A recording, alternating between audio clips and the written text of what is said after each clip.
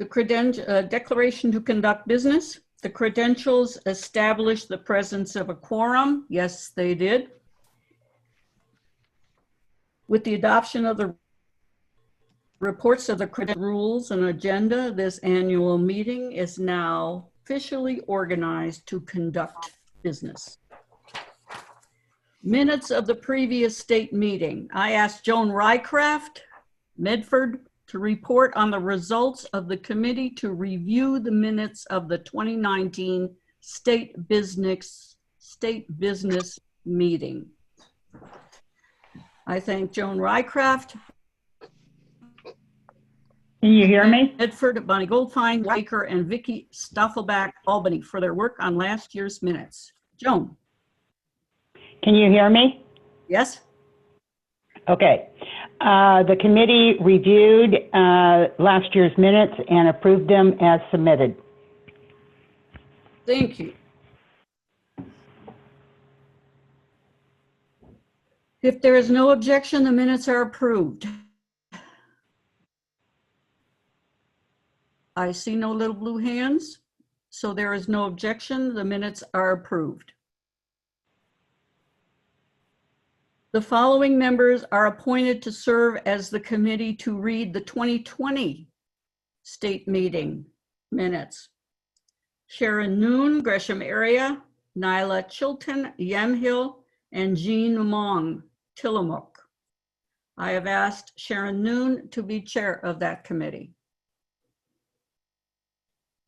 Please note that Nyla's from Yamhill County, not Yamhill. Okay. Thank you. Thank you. You're welcome.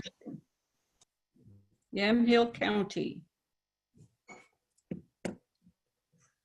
Okay, reports of officers and committees. The finance vice president and the committee and the financial review committee. The financial report appears with the finance vice president's report on page 17 in your officer reports 2020 book. And you see that, to refresh your memory, you received this on 4/3. The financial review report is on page 9 of your annual meeting book. So there's two different things. Sarah Elmer produced the finance vice president's report, and then the financial review report is in the state annual meeting that was sent on 4/10. If there is no objection, the financial review committee report will be approved and the financial report will be filed for review. You've had at least a week or two to review, to look at these things. I'm going to look now for any little blue hands raised.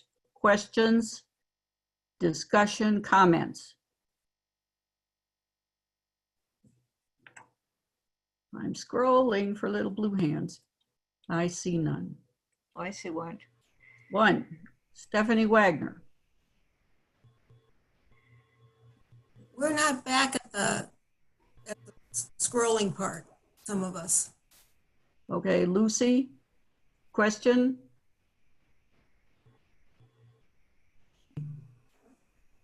Lower hand. Lowered hand. Okay, no questions. All right, so we have no questions for Sarah on finances. All right. So we're just filing these things for, we're filing these reports. Membership report. I call on Ginny Didium, Seaside, to give the membership report. Am I supposed to say something? Yes. Then tell me that. Well, I did want to say I am a member of the online branch too, a dues paying member too, besides Excellent. Seaside branch. We will note that. Okay. What I needed to report was that membership has decreased. We lost from the year before, 70 members. It's down 70 members, and that's even with having 150 new members. So nearly a net change of 225, 250. So I want to make sure that we make membership a priority. Every meeting, it's okay to mention membership, to encourage members to talk to people. It's okay to encourage members to be out there in the community, to represent AAUW. These times for me as an introvert, I really think it's great. I can ignore people and they don't think anything about it. But that's not a good way to get new members. So that's what I need to do, is just encourage us all to be positive about AAUW. We've got changes we've made in our lives. We are going to continue to have changes, and this is a good group, a strong group, and that's all. Okay, thank you. Thank you, Ginny. Ginny felt it was extremely important to give a membership report relative to members gained, members lost, to the entire body, and I agree with her. We need to constantly be aware of that. We need to constantly recognize the fact that we all are membership. We all are responsible for not only recruiting, but maintaining membership. It's on all of us, not just a membership chair. We will now receive the report from the Governance Committee. Betsy McDowell, co-chair, and Claudia Gray, co-chair. Before we do that, Georgia, I've got a comment in the comments that when I show stuff on the screen, people are not able to access their hand raising. Okay. So I will take stuff down faster, but I'm going to play with it with the next one that I show screen and see if I can figure out how to do it on my other computer. So I will inform you when if I figure it out. Okay, thank you very much. We're all still learning. This is, all of you do understand that we are making herstory. This is the first time. This is I can comment on that issue. At least on my laptop, if you put your mouse down toward the bottom, or leave on Apple toward the top, you get your little menu of commands. And if you click on participants, you will get a pop-up box. Yeah. Instead of the side panel. Yeah. okay, but we're all Is learning. that what we're showing when I'm showing stuff on the screen as well? Yeah. Yes. Okay. So it disappears, but you can get it back. Yeah. Excellent. Thank you. By the way, I'm recruiting for the State Technology Committee. We would like a few more people on it. So Wendy Cook has just shown herself as someone who should join the technology committee. I think so. Yes, I think so. I'm muted. I'll think about it. Okay. All right. We're up for Betsy and Claudia. Governance. Betsy, lead away. Okay, this is submitted by Trish Garner, and this policy is addressing how branches are responsive to partisan and nonpartisan candidates, and exactly how to handle our branch meetings and state meetings. And it's been published. Does anybody have any questions for Trish? So this is a policy change. The state board has adopted it. We want the branches, though, to know about it and pretty much put it in your policy book as well. Everything in yellow has not been changed, but you can see a lot has been changed to address state law. You know, that Oregon statute. Does anyone have any questions about it for Trish?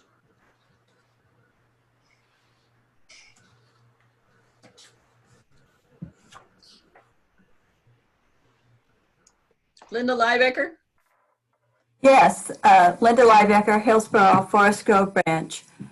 I have a clarification question relating to a part that was not changed.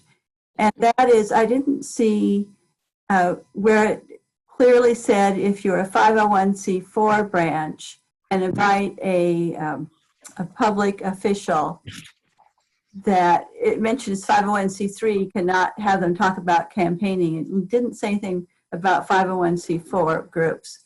So I just wanted that to clarify that, and it doesn't have to be right now if we don't have the answer right now. Is that under G on page 11?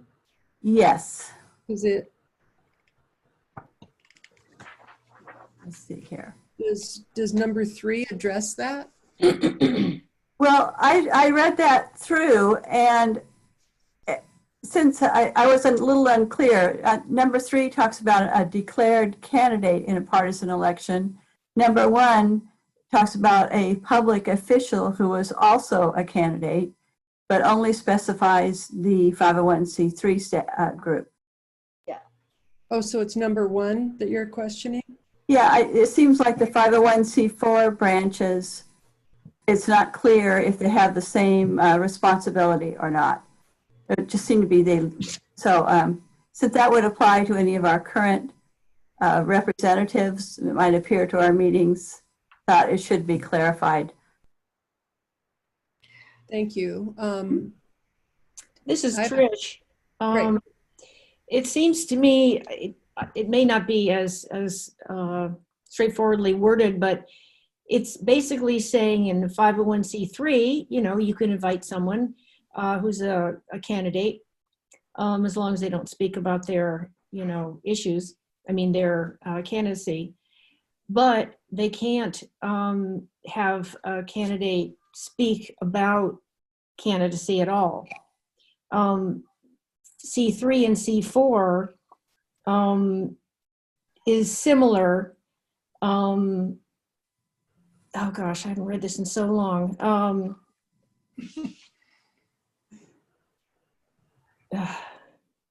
Hang on. Let's see. C3, public official who's a candidate. As long as the incumbent does not discuss her candidacy. May not declare to speak at a meeting.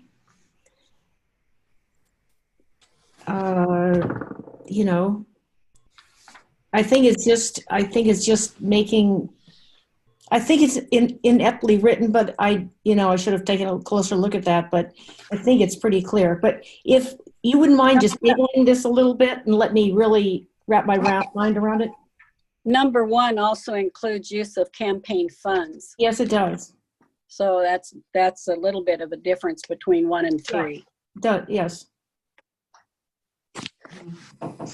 I have my hand raised, if I may. It's Mary Pat. Georgia, is that all right? Mary Pat? Yes, I'm just wondering if her question, if Linda's question has to do with public official. In G1, it refers to both a public official and to public officials and candidates. Well, it's a public official who is also a candidate, but it does reference public officials, where G3 only speaks about candidates, does not reference public officials who are not candidates. And right. I don't, if I'm correct in understanding the question, that is an omission and it be easily taken care of, but it's just a suggestion. Yeah. Alice? I'll lower my hand. The big thing is that C3s cannot do anything that looks like partisan politics at all. And I think that that's what you really have to be careful about. C4s can get away with a little bit more. So, but C3s have to keep themselves away from partisan politics as much as possible. And that is addressed in the very first part of the policies. Right, right. Claudia? And I think that that's the big difference. Claudia? As Betsy and I went through a lot of this, Trish had done a lot of work on this. It took her a long time.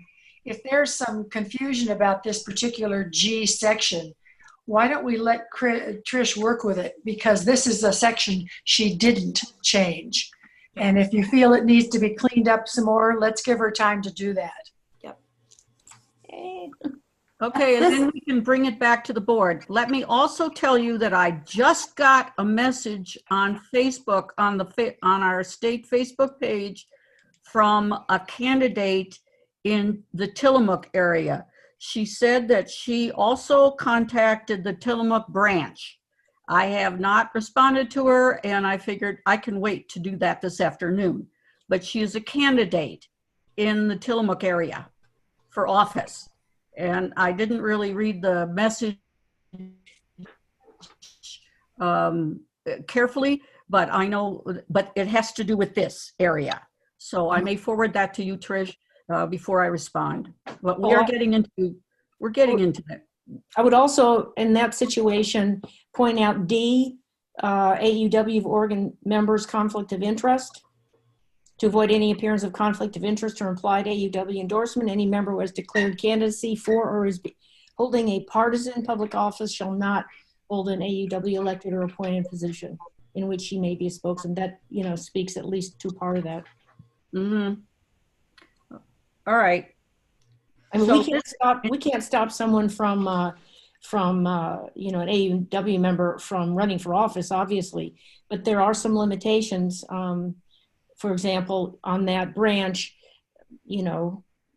taking, if it's a C3 or a C4, taking an active partisan position. I'm not being very articulate today. I'm sorry. So anyway, this is a policy that policies need to be passed by the board, not by the delegates or the membership of AAUW. So I agree with our governance co-chairs. We'll have our governance co-chairs and Alice and the Public Policy Committee take another look at this. You could bring it back to the board for further clarification if you wish. Susan Pierce has raised a hand. Okay, Susan Pierce. Well, as the president of Tillamook, it's interesting to me that that person did not reach out to me, but instead went to the state. Well, she said she reached out to the Tillamook branch as well. I'll get to that. I'll talk with you about that this afternoon after I read it. I'll forward it to you. Thank you. And Susan Walkley. I just want to say one other thing, that the very first thing, we cannot take a position, participate, or intervene in political campaigns if we're talking about partisan elective office, regardless of whether that individual is a member of AAUW or not. Yes, I will know that. Full stop. Yeah, I will know that. Susan Walkley. Yes, as Trish just said, partisan is the key word there. Yes. Offices that are nonpartisan. Right. So, we had the governance committee give this report to make all the delegates aware of what the board passed at a previous board meeting, so that all are aware. However, it's looking like to me that you all would like, after this discussion, you all would like to send the Public Policy Committee and the governance chairs back to the drawing board for some more clarification. Is that so? Yes. Okay, well, governance, public policy, you've got your walking orders. Does that mean just with respect to G or with all the changes? In other words, right now, the section G is as, it's as written, it hasn't been changed. So to the extent that there might be a motion to adopt the changes, that would take care of the work that we have done to date. We've already done that. Okay, all right. Yeah. All right. We don't need a motion. Okay, all right. Okay. What I would suggest is if you have any suggestions for governance or public policy, send them to Trish. Thanks, Betsy. The board ups the policies. That's right. That's right. This body does not. That's right. So if you want further changes, send them to Trish. Yes. And then they'll work on it. And we don't want to take any more time here because I know I told you we would be an hour and a half probably. So,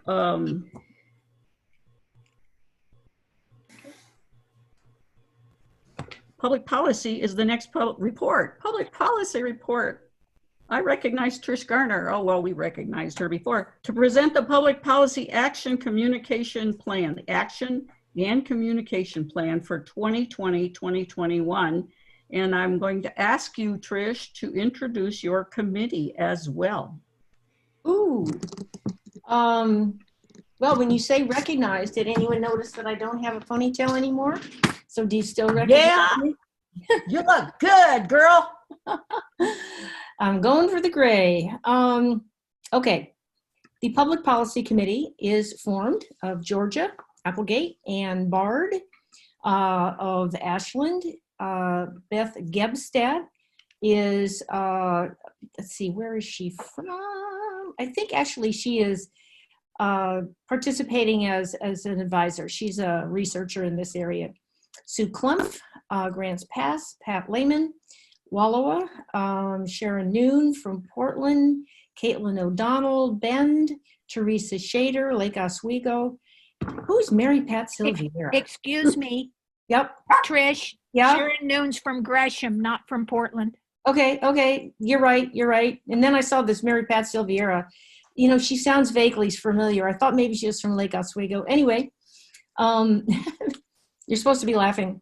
Anyway, that is the committee. The first thing that we're talking about is the proposal for action. You know, you can kind of read just what it says.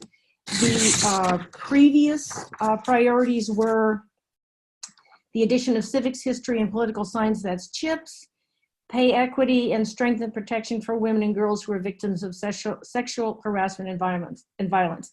Those were the old legislative priorities. Nope. You've gone to goals. This was actually put in reverse. The action plan is first and the goals are second, but I'm just addressing the legislative priorities 1 through 8. The things that I just read were the previous legislative priorities. So you can see there are some differences and there are some similarities. Do you want me to go on, Georgia, to goals? Yeah. Okay. Goals is, you know, we made some, the Public Policy Committee, which reviewed and approved these changes, both with respect to the goals and the specific policy priorities. There's some changes in language. I'll just give you a couple of examples. Like the older one said, vigorous enforcement of Title IX and all other civil rights laws pertaining to equal access to education. But now, because of what we already had passed, it's improved and stable funding for Title IX enforcement. There's some things that kind of got combined. Before we had like an old against vouchers, private schools, and non-accredited education programs. Now it's opposition to the use of public funds for non-public elementary and secondary education and to charter schools that do not adhere to the same civil rights and accountability standards as required of other schools. Another one, the old one, promote meaningful campaign finance reform, open and fair elections. The new one, ensure full and fair access to civil and constitutional rights, including meaningful campaign finance reform, nonpartisan voting districts, open and fair elections, and nonpartisan voter education effort. In healthcare, the statement that the recognition that gun violence is a healthcare crisis was moved from the elimination of discrimination and violence to healthcare. There are some additions. In the state and local government section, there is support of a fair, balanced, and independent judiciary. I think I read the thing about that. In healthcare, adoption of policies that mitigate climate change and lead to a clean, healthy, and sustainable environment. That's an addition. And economic self-sufficiency, prevention of discrimination based on age, and equitable advancement for and recognition of women in employment and leadership roles. So that I didn't go through all the kind of language changes, but hopefully I gave the guts of the changes that hopefully match the goals and the particular priorities that the State Public Policy Committee went over very, very thoroughly. There's one correction, actually there are two, and I thank Elena Ray. Under the economic self-sufficiency and security, B and D are repeats. That's on page 15. So one of those needs to come out. In the state and local government section, A and E should be ensuring rather than ensure, just to make sure that the gerunds agree. So that is that. Okay, great. Kudos to the committee. They did a really, you know, there really was some wordsmithing back and forth, and I love it. And they did a great job. We all did. Okay, are there any comments, questions for Trish? I'm gonna scroll to look for Elena Ray. Elena Ray. So this is more about how we can actually see the papers that are being scrolled. When you share it, it goes to full screen, but there is a button that says View Options. On that, there's two things that help. One is the zoom ratio. So mine was so small I couldn't read it. And the second one is after you fixed it so you can read it, if you hit Exit Full Screen, then you get the participants and the raised hands and the view of who's talking. And that's all I wanted to say. And I would rather forget about that altogether and use your paper copy, which is why I sent it to you over a week ago, because you should have read that before. Susan Walke. Susan Walke. There we go. I just would like to get a cleaned up copy emailed. Is that possible? With those few changes that Trish I'll be more than happy to send you one, Susan. Thank you. And that will be in the minutes, because I'm sure that Marie has noted those changes in the minutes.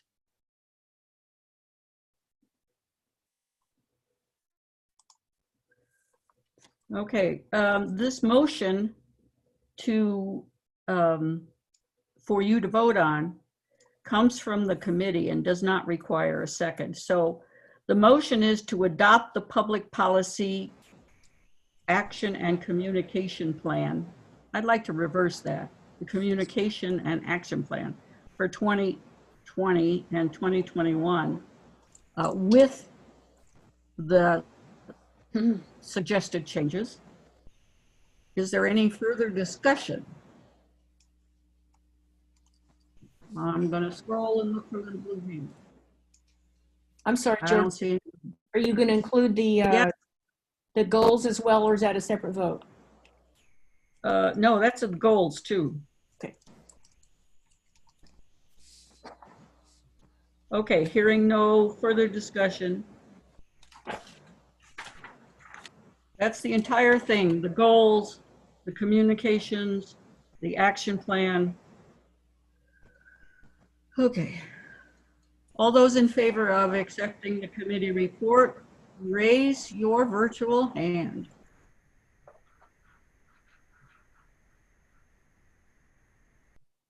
I'm scrolling. I see some of them, not everybody, but that's okay. Okay. Takes a minute. It takes a minute. It takes a minute. Okay, thank you. This is all kind of new. We're just doing a historic thing here. And if folks that are on their phones, raise hand is a *9, in case you didn't catch that on my email Right. yesterday. Yeah, Betsy taught us that a couple of meetings ago. *9. Okay. Okay, thank you. You may lower your hands. Okay, all those, let's see. Wait, we got some hands All the- needing lowered. I'll help you. Okay. Of course, I lower them and then they do it and it gets raised again. All right, I'm not helping. You do it yourself. Okay, do it yourself. Lower your hands. Because now I'm going to call for the opposed vote. So lower those hands now so I can call for the opposed. All right, I did it. Okay. Now, all those opposed to adopting the public policy action plan and communication and goals, raise your little blue hand. Okay, I'm gonna look for opposed votes. Okay, thank you. All right, the motion is adopted. Thank you, everyone, and thank you really to the State Public Policy Committee. Great job, really. Good group. Thank you, Trish. Okay, now we have the report of the nominating committee and the election of officers. We will now hear the report of the nominating committee from the chair, Margene Ridout, online branch. The other members of the nominating committee are Gail Clayson, Medford branch, Pat Hines, Eugene Lane branch. That's not right. Not right. She's Wallowa. Pat Squire, Lake Oswego branch, Arlene Lemure, alternate from Gresham area branch. The nominations from the committee to fill a 2-year term starting July 1, 2020 are Communications Vice President, Ilga Ross, Portland, Tigard area, Membership Vice President, Ginny Didium, Seaside, Northeast District Director, Karen King, Pendleton, Northwest District Director, Susan Walke, Lincoln City, Central District Director, Elena Ray, Eugene Lane. We are also putting forward the following nominating committee nominees: Georgia Applegate, Grants Pass Online, Portland, Joan Rycroft, Medford, Lucy Hutchins, Baker City, Arlene Lemure, continuing member Gresham, and Teresa Johnson, alternate Albany. Thank you, Margene, and members of your turn, Georgia. I think, excuse me, I think you left out Kathy Gervaisi, didn't you? Did you say her name? I didn't hear that. Tillamook. Oh, she is on the committee, isn't she? Yes. Okay, yes. Yes.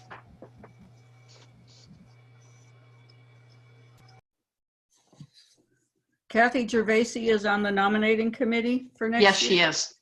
Okay.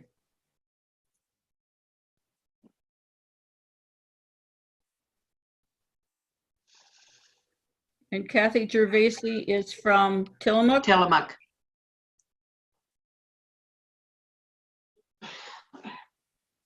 Okay. Okay, thank you, Margene. As written in our rules, no more than 3 minutes to address the members. I'm going to ask if there is any objection that you speak in the order in which you are in the program. Normally, you go and pick out a number out of a little bag. Is there any objection that you speak in the order in which you are listed in the program? I'm gonna look at little hands. Do I see any little hands want to speak? Okay, Ginny Didium. Unmute. Fine. What? Ilga is first in the program. No, I had a question. Did you take nominations from the floor? Oh yeah, let's see. Where is that in my little program? Right under the listing. Okay. It's on the next page. It's on the next page. Page in my script. Okay. Okay, you have heard the